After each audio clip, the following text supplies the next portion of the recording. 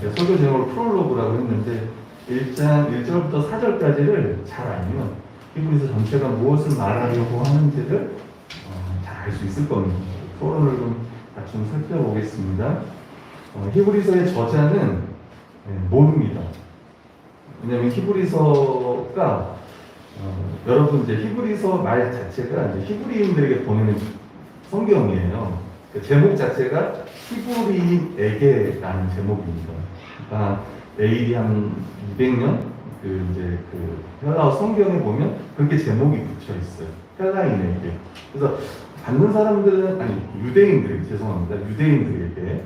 그래서 누가 쓴지는 몰라요. 이게. 그래서 이게 서신이다 라고 말을 안 하는 분도 이건 설교다. 근데 이제 서신과 설교인 것 같습니다. 보통 서신서라면 누가 썼는지 발신자가 있고 수신자가 있는데 여기는 그런 게 없습니다. 저자는 그래서 후보로는 바울. 여러분 이제 히브리서 보면 그 바울 약간 말투가 바울 같은데 제사라든가 그리스도의 속죄라든가 이런 거 보면 저도 약간 바울 같긴 하거든요. 바나바, 위로의 아들이라고 말하는 바나바 또는 아볼로 등. 왜냐하면 여기 보면 이제 헬라어도 잘 쓰고 구약 성경 헬라어로 된 구약 성경 70인역인데 그것도 막 인용해 가면서 쓰거든요. 그 사람 헬라어에 능통한 사람, 그러니까 누굴까 했을 때는 아볼로, 성경에 능통한 사람이 아볼로 성경을 읽어보면 그래서 아볼로일 거다 라고 말하는 분들도 있습니다.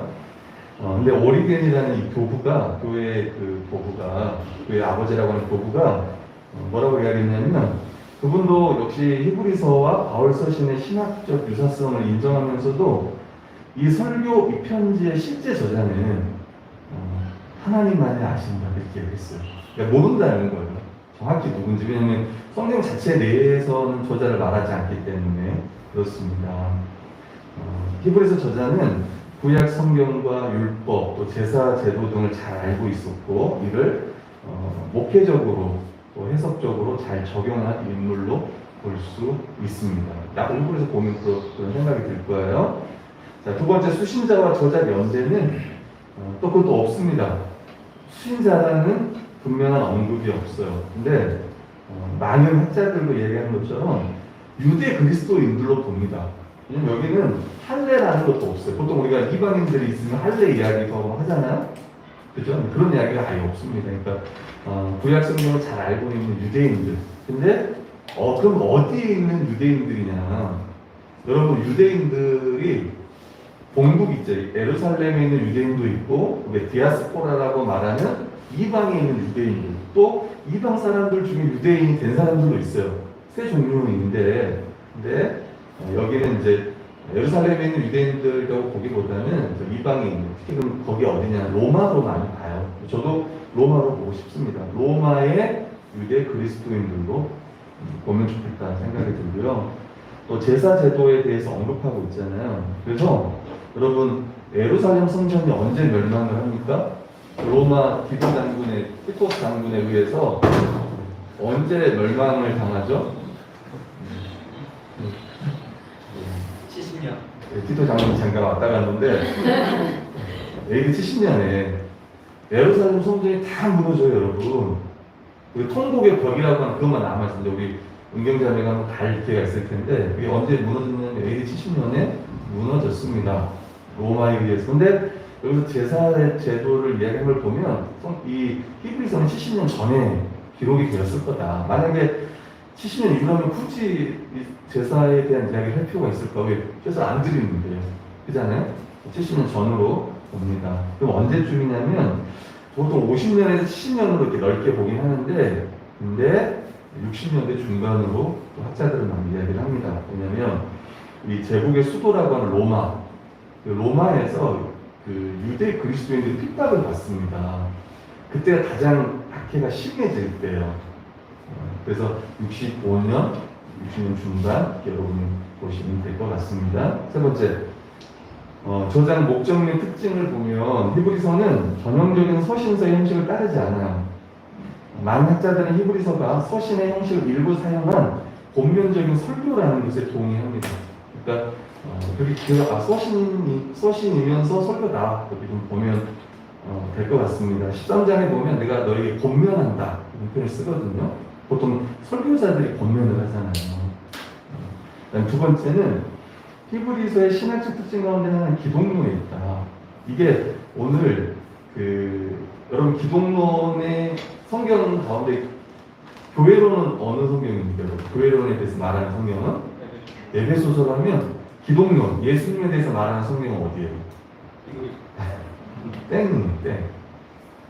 히브리서보다 어디죠? 골로새서라고 해요, 골로새서. 근데 특히 이제 히브리서에서 보면 1절부터 4절까지가 기독론에 대해서 많이 나왔기 때문에 여기도 기독론의 정수라고도 불리기도 합니다. 예수 그리스도는 천사나 모세보다 더 뛰어나고 무엇보다 더 나은 제사장에서 더 낫다라는 표현이 히브리서 안에 25회가 나타나요. 그만큼 강조하는 거예요, 여러분. 자, 세 번째, 더 나은 예수 그리스도를 알기 위해서 구약을 많이 인용합니다. 저자는 예수 그리스도의 그 새언약의 그 사역이 천사, 모세, 성막, 제사장, 제사 제도보다 우월하다, 탁월하다 이걸 설명하고 있습니다. 여러분 구약의 이런 것들은 다 모형이었습니다. 그죠? 제사, 제사장, 성전, 제도, 제사 제도 이걸 다 누가 성취하셨느냐면 예수 그리스도가. 그래서 구약의 이 모든 율법과 이런 절개들은 다 그림자였던 거예요. 실체는 누구예요? 예수 그리스도인 거예요. 그러니까 누구만을 붙들라는 거예요? 그리스도만을 붙들라는 거예요. 구속의 성취자인 예수 그리스도를 붙들라는 거예요. 그럼 목사님 그 이야기를 왜 하십니까? 이런 질문을 던져야 돼요. 그게 이제 네 번째입니다. 저자는 이 독자들에게 인내하기를 바라는 거예요. 그러니까 좀 히브리서를 쓴 목적이 있습니다. 지금 히브리인들이 많은 어려움을 당하고 있다는 거예요. 그리고 예수 그리스도를 떠나지 말 것을 경고하고 있습니다. 예수 그리스도를 떠나 이전 것들로 돌아가는 것은 어리석다라고 이야기해요. 제가 물어볼게요. 여러분 어느 정도 이제 해석 능력이 있는지 물어보는 거예요. 이전 것으로 돌아간다는 얘기가 뭘까요? 한번 생각해봐요. 잘 생각해봐요. 저자가 누구고, 이 독자가 누구고, 윗산으로 돌아간다는 게 어떤 건지. 유대교로 돌아가. 맞아요. 그 말이에요. 왜 굳이 성전, 제사제도 이런 얘기를 할까? 이게 언약 이런 얘기를 할까? 다시 돌아간다는 거예요. 그럼 또 지금 문제죠. 왜? 왜 돌아가? 왜 돌아갈까요? 예수 그리스도. 그렇죠. 그게 핵심인 것 같긴 해요. 근데 표면적인 이유는 이제 뭐 때문에 그러냐면, 유대교는 있잖아요. 합법적인 종교였습니다. 로마에서. 그러니까 기독교인이 아니면 박해를 안 받아. 난 유대인입니다. 왜? 로마가 인정하니까, 유대교를. 근데 인정하지 않았단 말이에요. 로마는. 이단으로 갔죠. 그래서 어떻게 했냐면 글라우디오 황제 때는 AD 49년 정도 생각하면 되는데 예수님 믿는 사람 다 추방시켰어요. 어떻게 추방을 시키냐면 재산을 싹 빼앗아서 버려요. 집 같은 걸 다 부동산 다 빼앗아서 버리고. 그리고 AD 65년에 아까 말한 네로 황제로부터 우리도 잘 알잖아요. 네로가 누군지. 검은 고양이 네로 노래도 있잖아요. 네로 황제가 붙으면 안 되는 상황인데 유대 그리스도인들을 학살을 합니다. 우리가 말하는 이제 사자밥으로 던져지기도 하고 콜로세움 경기장 여러분 보면 나오잖아요. 그런 일들이 실제로 네로 황제 박해 때 있었던 겁니다. 근데 그렇게 이제 막 그런 이제 박해가 있으니까 유대교로 회귀했던 사람들이 있었던 거예요. 다시 유대교로 돌아갔던 사람들이 있습니다. 왜? 더 이상 괴롭힘을 면하고 새로운 종교를 따름으로 많은 수치와 부끄러움을 당하는 지금 상황이기 때문에 다시 유대교로 돌아가면 그런 일이 없거든요. 또 그 가운데는 아까 우리 광희가 말했던 것처럼 그리스도의 그 충만한, 그 완전한, 오직 그리스도로 말미암아 완전한 속죄 이거에 대해서 아마 의심했던 자들이 분명히 있었을 거예요. 확신을 잃어버린 자들도 있었을 거예요. 그러니까 안 잃어버렸으면 안 떠나고 있었을 텐데. 그래서 이 히브리서 저자는 이걸 이야기하는 거예요. 예수님이 누구시냐? 더 나은 제사장이요. 그분이 성전보다 더 그분이 성전이요. 이런 얘기를 계속 하는 거예요. 히브리서 10장 32, 39절 보면 히브리서 10장 32, 39절 보면 이런 말씀이 있습니다. 그냥 들어보시면 돼요. 전날에 너희가 빛을 받은 후에, 그러니까 예수님을 믿었다는 말, 빛을 받았다는 말은 복음을 듣고 회심했다는 이야기입니다. 고난의 큰 싸움을 견디어낸 것을 생각하라. 그들이 예수 믿고 처음에는 여러 가지 고난을 와도 잘 이겨냈다는 거예요. 혹은 비방과 환란으로서 사람에게 구경거리가 되고, 혹은 이런 형편에 있는 자들과 사귀는 자가 되었으니, 너희가 갇힌 자를 동정, 감옥에, 그때 감옥에 들어가는 사람도 있었는데 그런 사람을 동정하고 너희 소유를 빼앗기는 것도 기쁘게 당하는 것은, 그 당시 제가 말했잖아요. 글라우디 형제가 다 뺏어가 버렸다고. 그것도 기쁘게 당한 것은 더 낫고 영구한 소유가 있는 줄을 압니다. 그러므로 너희 담대함을 버리지 말라. 이것이 큰 상을 얻게 하느니라. 구원을 얘기하는 겁니다. 너희에게 인내가 필요함은 너희가 하나님의 뜻을 행하는 데 약속하신 것을 받기 위함이다. 잠시 잠깐 후면 오실 이가 오시리니 그리스도가 다시 오시리니 지체하지 아니하시리라. 나의 의인은 믿음으로 말미암아 살리라. 또한 뒤로 물러가면 내 마음이 그를 기뻐하지 아니하리라 하셨느니라. 그 당시 이런 핍박과 이럴 때는 다 뒤로 물러가고 유대교로 다시 회개하는 사람들이 있었다는 거예요. 그러니까 강하게 지금 경고하는 거예요. 히브리서를 보면 본면도 있지만 경고합니다. 우리는 뒤로 물러가 멸망할 자가 아니요 오직 영혼을 구원하는 이르는 믿음을 가진 자니라 라고 히브리서에 좀 말씀하는 거예요. 다시 도전하는 거예요. 다시 뒤로 가지 마라. 다시 그리스도를 바라봐라. 그래서 그리스도가 얼마나 탁월한지, 제사장이나 구약의 그 모든 걸 다 성취하신 분이니까 다시 거기로 돌아가지 말라라고 이렇게 하는 거예요. 오늘날 사실 이런 말씀을 보면 저는 부끄럽더라고요. 고난이 없는데 우리 막 물러가요. 여러분 교회 다닌다고 막 살림 다 뺏어버리고 호적 파버린다 그러고 혹시 있을지 모르겠습니다. 오늘날 그러니까. 근데 보니까 사실 오늘날 그리스도인들 제가 이제 보면은 그게 아니야. 어떤 고난과 핍박 때문이 아니라 그냥 이 땅 가운데서 잘 먹고 더 잘 살고 싶고 이랬기 때문에 믿음 생활을 그냥 포기하는 거예요. 그러니까 진짜 고난 앞에 이렇게 막 맞서 싸우다가 약간 뒤로 물러가는 이런 게 아니라 우리는 아예 그냥 그 고난이 오기 전에 그냥 우리는 많이 피합니다. 우리는 표현해서 죄송하지만 오늘날 교회가 그런 것 같아요.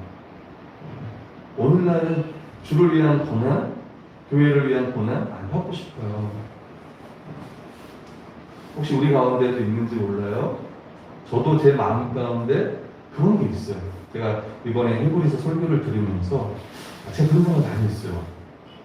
어느 순간부터 내 마음이 내가 믿음을 더 잘 지키고 믿음에 더 굳게 서고 내가 성도들 더 잘 섬기고 내가 말씀을 더 연구하고 여기보다는 마음이 다른 데 있는 거예요.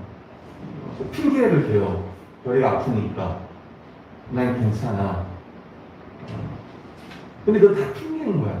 보면 다 핑계예요. 생각해 보세요. 다 핑계입니다. 다시 한번 여러분이 내 믿음을 다시 한번 점검해 보세요. 그리고 결론은 뭐냐면 히브리서의 결론은 뭐냐면 다시 예수 그리스도를 바라보라는 거예요. 그럼 우리는 그 예수님이 누구신지를 다시 한번 생각해야 돼요. 다른 거 없습니다. 다른 데 핑계를 주지 마세요. 결론적으로 말하면 그리스도를 바라보지 않기 때문입니다. 내 시선을 다른 데로 좀 향하고 있기 때문이에요. 지금 내가 보고 있는 게 다른 거예요. 내가 좋아하는 거, 내가 관심 갖는 거. 영의 사람은 기억합니까? 영의 사람은 뭘 생각할까요? 영의 일을 생각해요. 영의 일을. 그 결과는 생명과 평안인데 지금 내 마음에 여러분 어떻습니까? 그래서 다시 한번 우리 주 예수 그리스도를 바라보고 그거 방법이 없는 거예요. 혹시 우리 성도님들 가운데 지금 힘드신 분들이 있습니까? 다시 주님을 바라보라는 히브리서가 그걸 말하는 거예요. 다시 예수 그리스도를 바라보라. 그분이 누구신가? 오늘 그 이야기를 우린 다 알지만 다시 한번 하도록 하겠습니다. 자, 구조는 여러분들이 한번 이렇게 이런 구조구나. 예수 그리스도는 천사보다 뛰어나고 예수 그리스도는 모세 율법보다 뛰어나고 그 다음에 믿음과 인내에 대한 호소 그리고 이제 마지막 권면 이런 내용이고 또 보면은 히브리서의 주요 단락들을 좀 보면 그리스도의 탁월성에 대해서 이렇게 좀 설명하고 그래서 구약 본문을 가져와서 인용하고 여기서 구약 본문은 다 이제 아까 말했던 70역에서 되게 가져와서 설명합니다. 그리고 이걸 근거로 또 권면하고 어떻게 그리스도인들이 믿음 가운데 더 보여야 될지를 말씀하고 있습니다. 그리고 1절 4절 같이 살펴보겠습니다. 예수 그리스도는 천사보다 뛰어나시다. 그래서 성자의 인격과 사역에 대해서 요약하고 있습니다. 우리 1장 1, 2절 1절 한번 읽어볼게요. 1절 한번 읽어보겠습니다. 시작. 이적의 선지자들을 통하여 여러 복음과 여러 모양으로 우리 조상들에게 말씀하신 하나님이 네, 그 하나님이 이 모든 날 마지막에는 그 아들을 통하여 우리에게 말씀하셨다. 이렇게 성경은 말하고 있습니다. 하나님은 선지자들을 통해 우리 조상들, 그러니까 구약의 조상들, 선조들에게 말씀하셨습니다. 여러분, 하나님은 말씀하시는 분이에요. 그래서 우리가 기독교를 보통 말씀의 종교, 계시의 종교라는 표현을 씁니다. 불교 같은 경우는 뭐예요? 계시의 종교라고 말하기보다는 깨달아야 돼요. 득도해야 돼요. 저 절에 왔다고 생각해보세요. 자, 눈 감으세요, 여러분. 진짜, 그런데 저는 안 가봐서 모르지만. 1분 정도, 눈을 감아. 자, 눈 뜨세요. 깨달으셨습니까? 물어보면 돼요. 그러면 또 보면 표정을 보면 안 돼요. 다시 눈을 감겠습니다. 수행이 들으면 또. 여러분, 기독교는 깨달음의 종교가 아닙니다. 여러분, 죄인은 깨달을 수가 없어요. 하나님을 알 수가 없어. 죽은 자이기 때문에. 근데 성경은 그 하나님께서 우리를 구원하기 위해서 계시를 하시는 거예요. 자신이 어떤 분인지, 또 우리가 어떤 길을 가야 될지를 계시합니다. 구약에 보면은 여러 가지로 계시를 해요. 어떤 거는 찬송, 또 잠언, 시, 비유, 애가, 이제 애언서 같은 경우 뭐 지혜 문학, 묵시 문학이라고 표현하고 이런 여러 가지 장르를 통해서 선지자들을 통해서 때는 왕을 통해서 하나님은 계속 말씀을 하신 거예요. 예언도 하시고 환상도 보게 하시고 또 꿈을 꾸게 하시기도 하고 직접 여호와께서 이르시되 말씀도 하시고 근데 이제 하나님은 누구를 통해 말씀하냐면 그 아들을 통해 예수 그리스도를 통해 말씀하신다는 거예요. 두 개를 비교를 했습니다. 옛적에는 구약이고 그 다음에 이 모든 날 마지막 날은 신약이죠.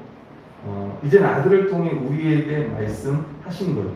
하나님은 자기 아들을 통하여 최종적으로 결정적으로 이제 말씀하는 거예요. 그러니까 더 이상의 계시는 없다고 보시면 됩니다, 여러분.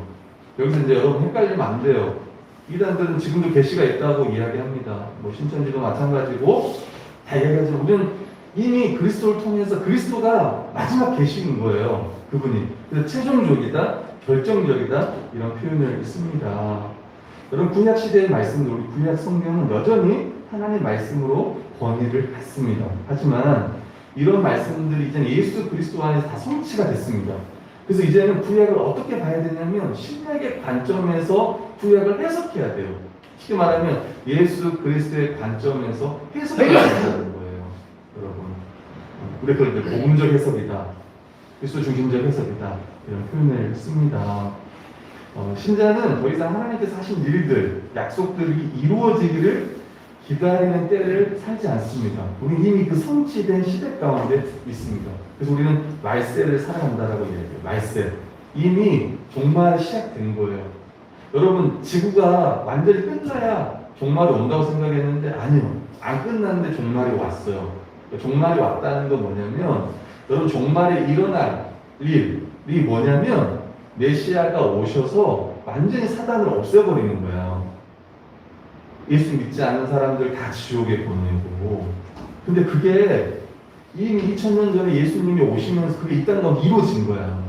여러분, 우리는 그 나라에 들어가서 그분의 통치 가운데 살아가고 예수 믿지 않는 사람들 이미 정죄를 받고 사망 가운데 살아가고, 그래서 우리는 그들에게 또 복음을 전하지만 이미 그리스도로 말미암아 정말 시작된 거예요. 그러니까 죽어봐야 알지가 아니라 이미 그리스도 안에서 이 모든 것들이 시작이 됐다고. 이미 그리스도를 통해서 예언이 성취가 됐다고. 그래서 우리는 여러분 가끔 이제 시계 설명 이런 거예요. 가끔 새벽 기도를 들으시는 분들이 뭐라고 하냐면 새벽 재단을 쌓는다는 표현을 써요. 혹시 들어보신 적 있어요? 새벽 재단을 쌓는다. 그래서 옛날에는 옛날 우리 교회는 강대상이 없잖아요. 뭐죠? 뭐 강단이 없다고. 옛날에 여러분 거기에 한 번 올라갈 수 있어요? 못 올라가요. 저도 어렸을 때 청소할 때 이렇게 까치발로 이렇게 갔다고. 못 올라가 함부로 그 고급하신 곳에 어떻게 감이 올라가냐고. 무릎 꿇고 내기도하고 그랬는데 그걸 뭐로 생각하냐면 재단으로 생각해요. 재단. 근데 이미 끝난 문제예요. 예수 그리스도가 그분의 제사, 그분의 몸을 제물로 드렸고 그분 제사장으로서 완전히 그 제사를 성취하셨잖아요. 더 이상 제사를 지낼 필요가 없는 거예요. 그게 히브리서 안에 나오는 이야기예요. 끝난 이야기라고. 그러니까 예수 그리스도 안에서 모든 게 다 성취가 된 거예요. 우리가 구약을 연구할 때도 이게 그리스도 안에서 어떻게 해석되어졌는지를 늘 생각해야 되고, 우리는 그분이 성취하신 그 은혜 가운데 살아간다는 생각들을 하셔야 합니다. 이전 시대에 주어진 계시는 다양했지만 부분적이었습니다. 완성이 안 된 거예요. 근데 예수 그리스도 아들로 통해 주어진 그 계시는 하나고 결정적이라는 거예요. 다양하지 않고. 히브리서 9장 26절에 보면 이런 말씀이죠. 이제 자기를 단번에 제물로 드려 죄를 없이 하려고 세상 끝에 나타나셨는데, 그러니까 오직 그리스도로 말미암아, 그러니까 더 이상 제사를 막 짐승 죽이고 막 치르는 게 아니라 그분이 한 번에 영원한 제사를 치르셨다는 거예요. 이것을 위해서 마지막에 왔다. 다시 말하면 이 모든 것을 그리스도가 다 성취하셨다. 그러니까 다시 유대교로 돌아가려고 하는 저들, 그 고난 가운데 핍박 가운데 돌아가려고 했던 그들에게 아니다. 우리가 정말 붙들어야 될 분은 누구냐면 그리스도다. 바로 그분이 하나님의 계시자다. 그분이 하나님을 드러내신다. 그리고 하나님 계시의 정점이다. 라고 이야기를 하는 거예요. 구약 성경은 예수님을 가리키고 그 안에 모든 게 다 성취가 되었습니다. 여러분, 그 마가복음 8장에 보면 예수님이 베드로, 야고보와 요한과 베드로를 데리고 따로 산으로 가요. 그때 예수님이 모습이 변화가 됩니다. 그들 앞에서 변형돼서 그 옷이 광채가 나며 세상에서 빨래하는 자를 그렇게 희귀할 수 없을 정도로 희어졌다고 해요. 그때 예수님과 함께 누가 나오냐면 엘리야가 모세와 함께 그들에게 나타나 예수와 더불어 말하거늘. 무슨 말을 했는지는 다음에 보면 알아요. 예루살렘에서 어떻게 죽을지에 대한 것을 같이 이야기합니다.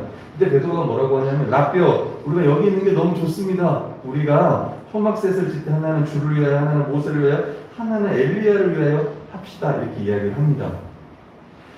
근데 그때 마침 구름이 와서 그들을 덮으며 구름 속에서 소리가 나죠. 보통 성경에서 구름은 하나님의 임재를 상징할 때 구름을 이야기를 하는데, 그때 하늘의 음성이 뭐라고 들리냐면 이렇게 들립니다. 내 사랑하는 아들이니 너희가 그의 말을 들으라 라고 해요. 여러분 생각해 보세요. 엘리야, 모세 이런 사람들은 구약 선지자 중에 선지자입니다. 하나님과 대면해서 말했던 자가 모세고, 여러분 엘리야는 하나님의 그 기적들 엄청 행하잖아요. 여러분 엘리야 아시죠? 근데 성경에서 뭐라고 얘기하냐면 하나님은 내 사랑하는 아들, 그 예수 그리스도, 그 구약의 모든 구약을 성취하신 그 그리스도의 말을 들으라 라고 얘기를 하는 거예요. 다시 말하면 누구에게 주목해야 되냐면 예수 그리스도에게 주목하라 이렇게 이야기하고 있습니다.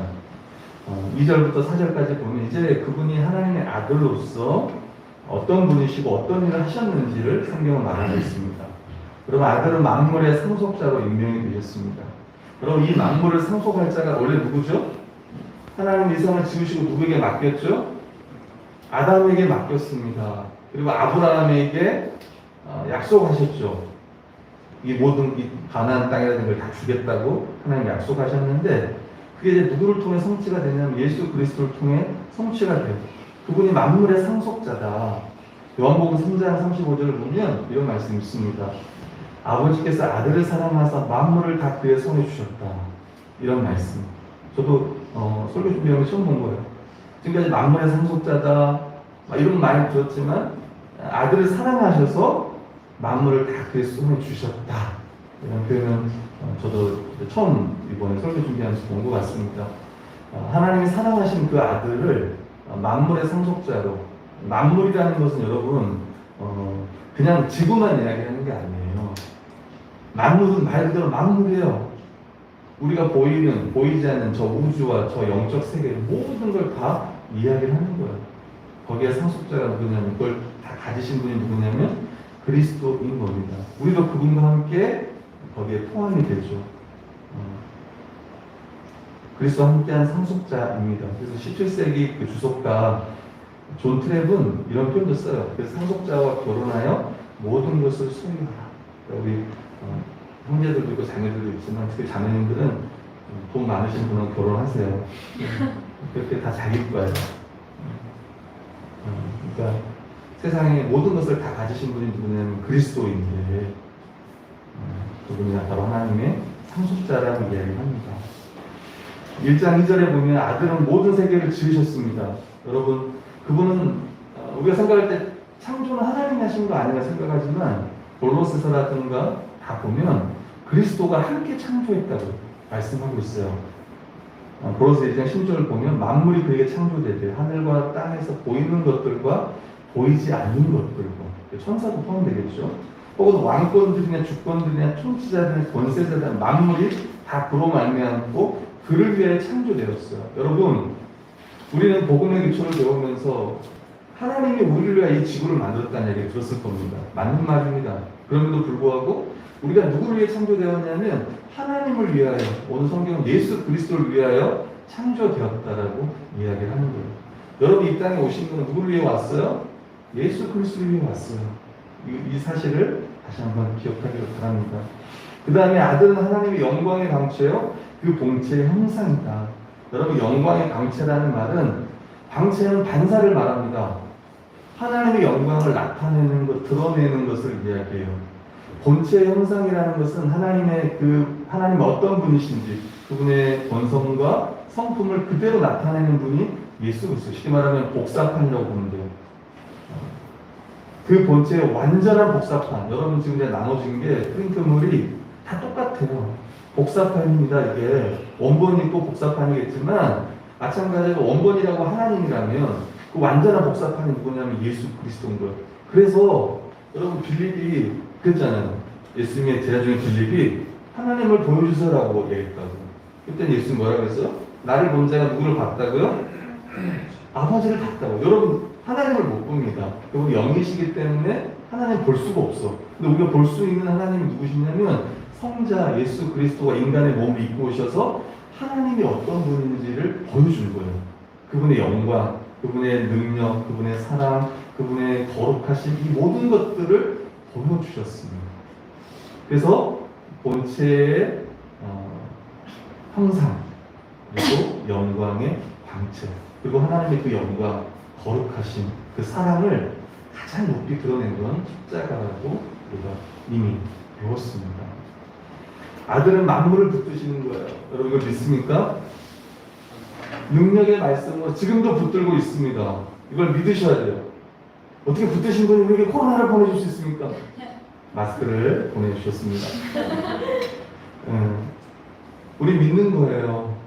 하나님께서 만물을 지금도 예수님이 만유의 주로서 붙들고 계신다는 걸 믿어요. 특별히 그리스도인들, 여러분들 한 사람 한 사람을 하나님께서 붙들고 계시는 거예요. 섭리라고 하죠. 섭리. 우리 로마서에서 배웠죠. 모든 것을 합력하여 선을 이루신다는 말씀. 그래서 그리스도를 본받게 한다는 이 말씀. 그리스도가 지금도 역사하시는 거예요. 혹시 지금도 가끔 제가 이제 이런 설교할 때 여전히 지금도 로또를 하는 분들이 있어요. 가까이 저희 장모님도 해요. 되면 어떻게 하겠다. 자녀들을 도와주고 하겠다. 제가 분명히 얘기하지만 여러분, 로또는 하나님을 믿지 못하는 거예요. 목사님 장난으로 할 수 있죠. 그럼 장난은 왜 해요? 목사님 재미로 하셨잖아요. 아니, 그걸 왜 진짜 재미로 해요? 기대하는 거 아니고 우연을 기대하는 거 아니에요? 목사님 제가 하면 헌금할게요. 안 받겠습니다. 미리 얘기했지만 로또 당첨됐다고 하지는 마세요. 그냥 어느 날 생겼습니다. 제 말이 잘했습니다. 헌금하라는 이야기가 아니고 제발 그러지 말라는 이야기예요. 하나님을 아버지라고 고백하고 막 주님이라고 고백하면서 실제로 살아가는 건 주님을 의지하지 않고 그냥 사는 거야. 우연을 기대하면서. 여러분 공부하는 열심히 안 하는 학생이 기도만 하는 거 하나님 어떻게 해줄까요? 여러분 하나님 맨날 만나게 해주세요. 자매를 만나게 해주세요. 형제를 만났나요? 자매를 만나야지. 형제도 만나고 해야지. 때로는 기도할 때 하나님이 만나게 하실 수도 있습니다. 하나님의 섭리를 믿기를 바랍니다. 아멘. 아멘. 여러 가지 어렵습니다, 지금. 여러분 어떨지 모르지만, 지금 전체적으로 많이 어려운 것 같아요. 교회적으로도 어려운 것 같고, 우리 성도님들 각 개인의 어떤 문제들도 여러 가지가 어려운 것 같고, 나라도 어렵지만, 지금 상황이 그런 것 같습니다. 여러 가지가 어려운 것 같아요. 그런데 우리는 믿습니다. 그리스도가 이 배후에 주님께서 그걸 다 아시고 섭리하신다는 것을 우리는 믿어요. 자꾸 이런 이야기를 왜 할까? 잘 생각해 보세요. 지금 이 히브리서 저자들은, 히브리서의 저자는 정말 핍박을 받고 있고 고난받는 성도들, 다시 유대교를 회개하려고 하고 믿음의 삶을 멈추려고 하는 자들에게 다시 한번 우리가 믿는 예수 그리스도가 누군지, 로마 황제가 많은 핍박과 어려움을 준다 할지라도 진짜 우리의 주가 누구인지, 진짜 우리의 하나님이 누구신지, 하나님의 아들, 여러분 그럴 거예요. 예수님은 어떤 사람 그럴 거예요. 좋으신 분이에요. 예수님 나의 십자가에서 죽으신 분이에요. 나의 모든 죄를 해결하려고 죽으신 분이에요. 이 정도가 아니고 그분은 뭐예요? 구원자일 뿐만 아니라 그분은 만왕의 왕이시면 주인데 그냥 관념적으로 그분은 주다가 아니라 진짜 살아 역사하시고 지금도 하나님 보좌 우편에서 이 모든 것을 다스릴 뿐만 아니라 우리를 하나님께서 다스린다는 거예요. 근데 우리는 목사님 다스리는 게 맞습니까? 라고 말할 수 있겠지만 주님은 다스려요. 저는 교회를 통해 다스린다고 말씀드리고 싶어요. 말씀을 통해서, 성령을 통해서, 그리고 교회를 통해서 지금 그리스도는 다스리고 있습니다.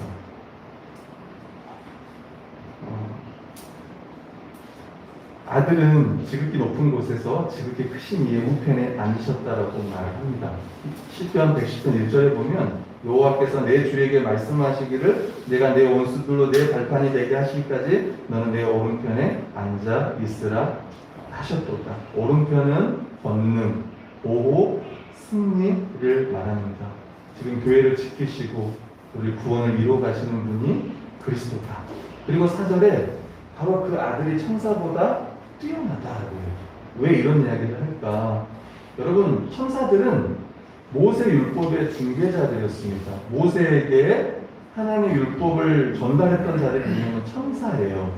근데 아들이 천사보다 탁월하다는 것을 오늘 성경은 강조합니다.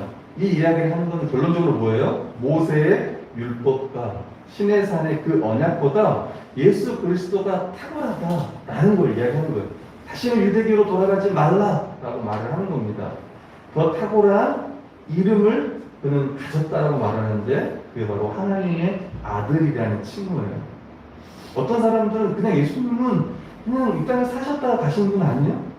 역사적으로 실제로 십자가에 죽으셨던 분 아니에요? 진짜 인류를 사랑해서 그냥 죽은 분 아니야? 근데 지금 히브리서 기자는 뭘 이야기하냐면 바로 그분이 하나님의 아들이다. 그분이 모든 것을 창조했고 모든 것은 그분을 위해 있고 그분은 주다 라고 이야기를 하는 거예요. 여러분, 예수님은 선지자입니다. 그분을 통해 하나님은 최종적으로 말씀하십니다. 사랑하는 성도 여러분, 그래서 하나님 말씀이 선포될 때, 우리가 성경을 읽을 때, 낭독할 때, 우리는 그분의 음성을 듣고 거기에 주의를 기울여야 돼요. 아멘? 다른 데에 있는 게 아니에요. 우리 사랑하는 성도 중에 여러분들 중에 다른 교회 설교를 듣고 다른 어떤 목사님을 따르고 뭐 그럴 수도 생각하지만 저는 분명히 또 말씀드리고 싶습니다. 이럴 수 있어요.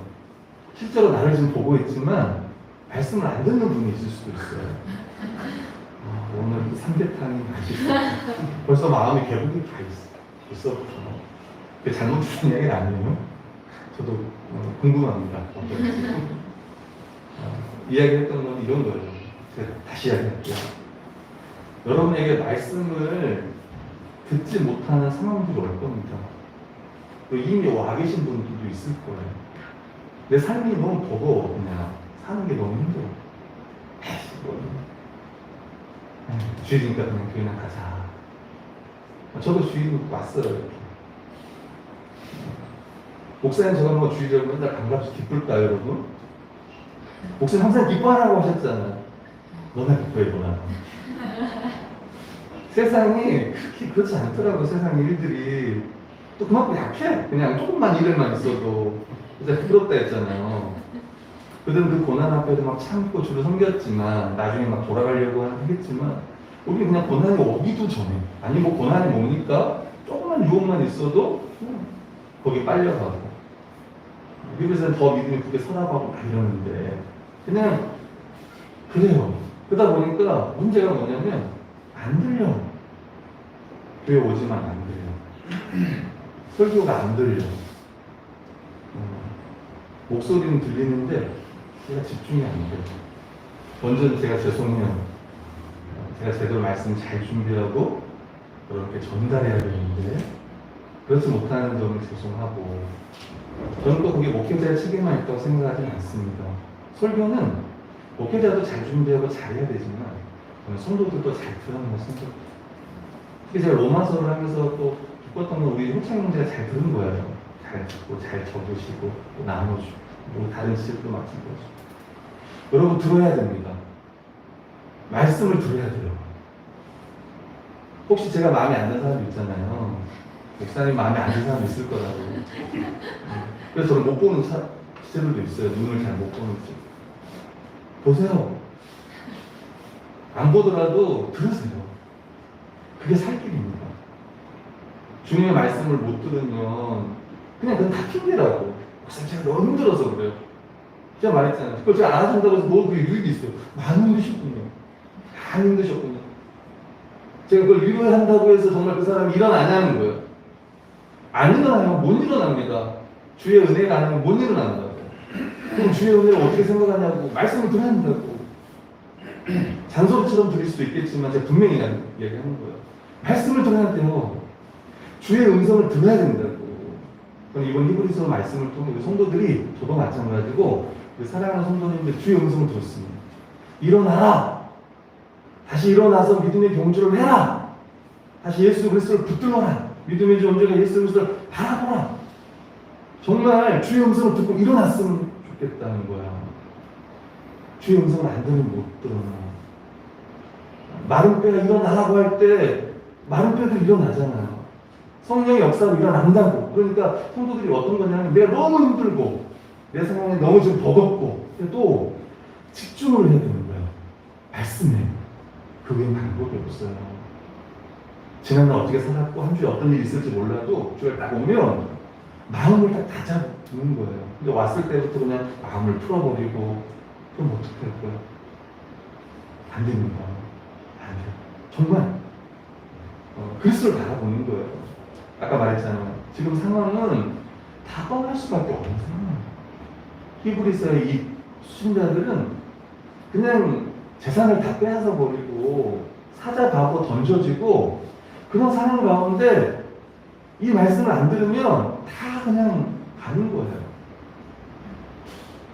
우리도 마찬가지라고 생각을 합니다. 그분은 제사장입니다. 그분을 통해 우리의 죄가 정결하게 되었습니다. 오늘 그 이야기도 합니다. 따라서 우리는 그분을 통해 하나님 은혜의 보좌 앞에 더 가까이 나아갈 것이고 반드시 그래야 돼요. 오직 그리스도만이 우리의 모든 죄를 사하고 또 이 땅 가운데서도 또 다시 그리스도의 은혜를 붙들고 이렇게 거룩하게 살아가는 거예요. 여러분, 그분 우리의 왕이에요. 하나님의 보좌 우편에서 다스립니다.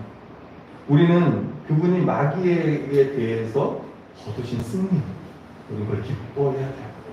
우린 때로 넘어지고 그 유혹에 넘어갈 수도 있고 또 넘어질 수도 있겠지만, 그럼에도 불구하고 그리스도가 모든 것을 이 사단을 완전히 이기신 거예요. 그래서 히브리서에 보면 그런 표현이 있습니다. 그분의 죽음을 통하여 죽음의 세력을 잡은 자, 또 마귀를 멸하시며 또 죽기를 무서워함으로 한평생 매여 종노릇하는 모든 자들을 놓아주려 함이니 라는 표현이 있습니다. 여러분, 예수님께서 다시 오실 때까지 더 이상의 계시는 없을 거예요. 예수 그리스도가 마지막 계시니까 그렇습니다. 이미 예수님의 사역을 통해 그분의 죽음과 부활과 승귀를 통해 그런 모든 일들이, 그런 계시들이 이미 다 주어진 거예요. 우리 이걸 믿는 거예요. 그리스도가 모든 것을 다 청취하신 것을 믿는 겁니다. 그래서 히브리서 10장 2절은 믿음의 주 온전케 하시는 예수를 바라보자. 그는 그 앞에 있는 기쁨을 위하여 십자가에 참으사 부끄러움을 개의치 아니하셨더니 하나님의 보좌 우편에 앉으셨다. 믿길 바래요. 그분이 이제 우편에 앉아 계실 뿐만 아니라 날마다 우리를 다스립니다. 로마서의 표현으로 하면 성령께서 우리를 인도하십니다.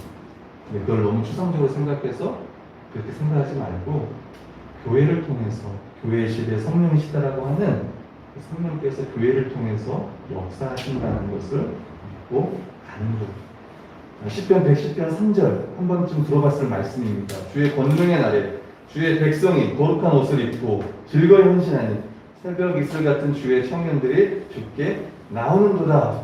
아멘. 이 말씀이 이미 성취가 된 거예요.